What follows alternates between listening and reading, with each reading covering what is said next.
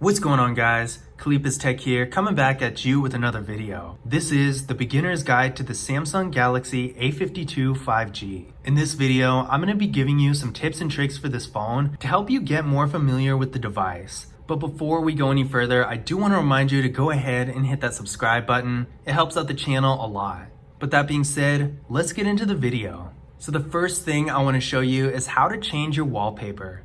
To do this, we're going to go to our settings menu, go down to Wallpaper, and now you can choose between the wallpapers already on the phone or pictures from the gallery. You can also choose whether or not to apply dark mode to the wallpaper. So if you have the display in dark mode, it's going to tint the wallpaper too, along with all the other effects of dark mode.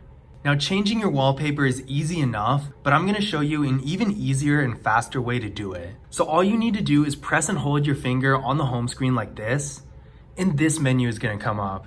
As you can see here, you can change the wallpapers, but that's not all you can do. You can also customize the theme, the widgets, and you can go to your home settings for even more options. The next thing I'm going to show you is how you can customize the system navigation. Now, as you can see here, we got the classic 3 Android buttons. You see this on pretty much every Android phone, or at least you did up until this point. But now some phones are starting to get what's called gesture navigation. Gesture navigation is basically a new type of system navigation that simplifies things and gives the phone a little bit more of a minimalistic look. So I'm going to show you exactly how to get it. We're going to go back to our settings, go to display, go down to navigation bar,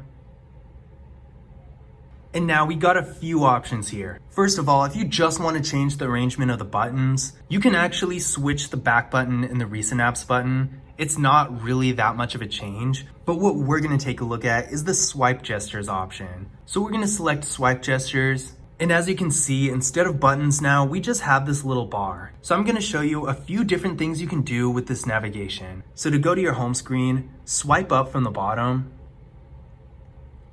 To go to your recent apps, drag your finger up instead.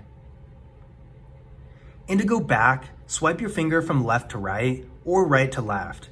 Now, it doesn't really matter which direction you do it in. As long as you go from one side of the screen to the other, it's going to do the same thing. I feel like it would have made a little bit more sense to have like a forward button or something. So like you could go forward by swiping right to left, and back by going left to right, because then it would give gesture navigation a clear edge over the button navigation by adding another feature, but unfortunately they didn't do that. Maybe in an update or something, but right now, this is how gesture navigation currently works. So gesture navigation is pretty cool. I do recommend playing around with it and seeing if it's a feature you like, because it's really going to be based on personal preference. There's not really an advantage to using one or the other. It's basically whatever you're comfortable with. The next thing I'm going to show you is how to take a screenshot. So taking a screenshot is a pretty simple function. All you got to do is press the power key and the volume down key and just press it. You don't need to hold it or anything like that. Just go like this.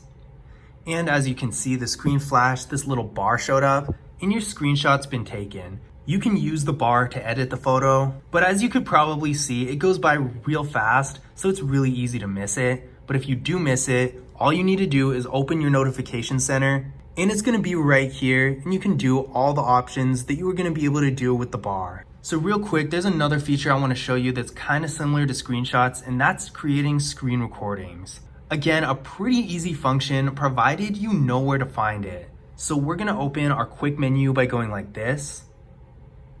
And as you can see right here, there's a screen recording button. You're going to tap on this.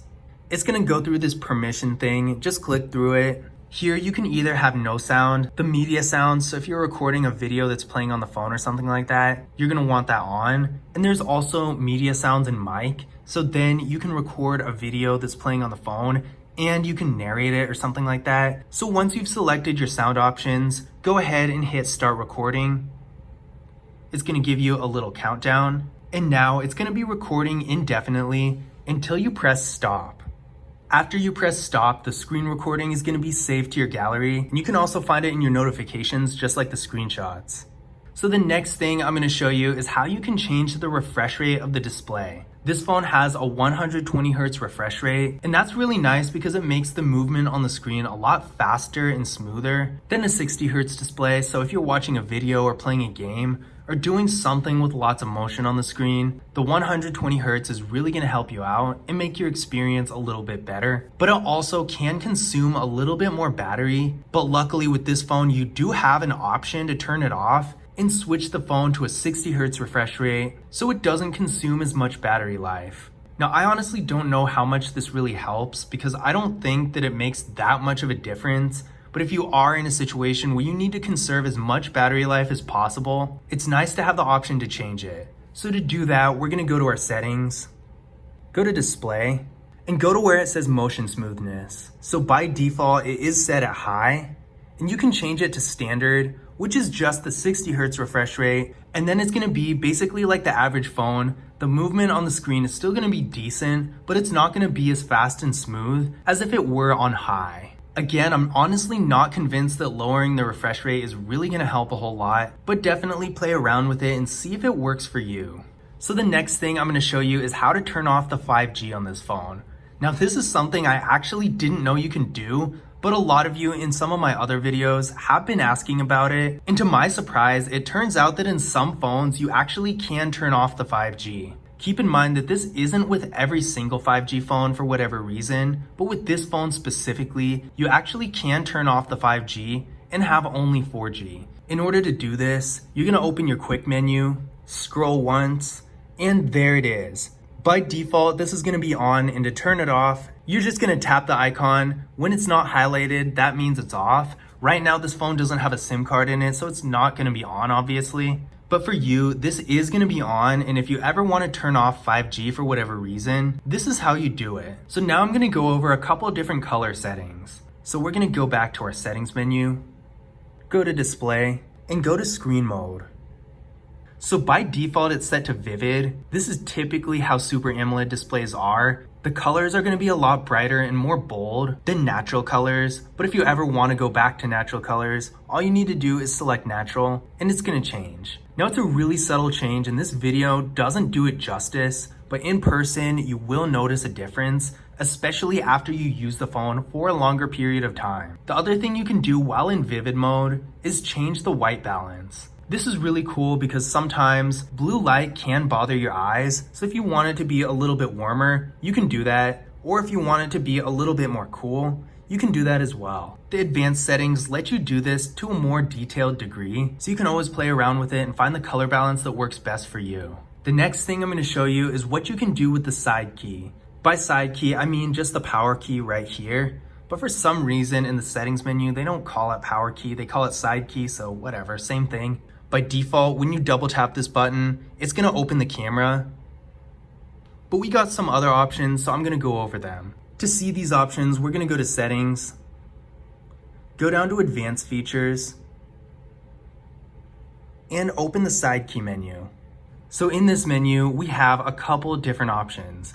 You can either quick launch the camera, which it does by default. If you use Bixby, I honestly don't know anyone who uses Bixby, if we're being completely honest here. Google Assistant is way better in my opinion, but if you do use Bixby, you can set it to this, and you can also have it open an app. This is pretty cool. You can open pretty much anything. So if there's any app you use so frequently you want fast, easy access to it, this could be really useful. For me personally, I like to just keep it at opening the camera because that makes the most sense to me, but it really depends on how you use your phone. So it's definitely nice to know that you can do this. The next thing I'm going to show you is how you can change the screen timeout time. Have you ever been in a situation where the phone just falls asleep on you when you're reading something? Or maybe the opposite, maybe the display turns on and stays on for so long that it starts to drain your battery? Well, I'm going to show you how to prevent this from happening. All you got to do is go to your settings menu, go to display, and go to screen timeout. As you can see, mine is set to 10 minutes, but you can go as short as 15 seconds. It really depends on how you use the phone, so definitely play around with it and see which time works best for you. The last thing I'm going to show you is how you can turn off the edge panel. Now, in case you don't know, the edge panel is right here, and it's basically a shortcut bar that you can use for whatever you want. You can customize it, you can add apps here, You can take apps away, pretty much anything you want. You can even make it multiple rows if you really want to go all out with those shortcuts. But if you get tired of accidentally opening it all the time, or if you just don't use it, you can always turn it off. To do this, we're going to go to our settings.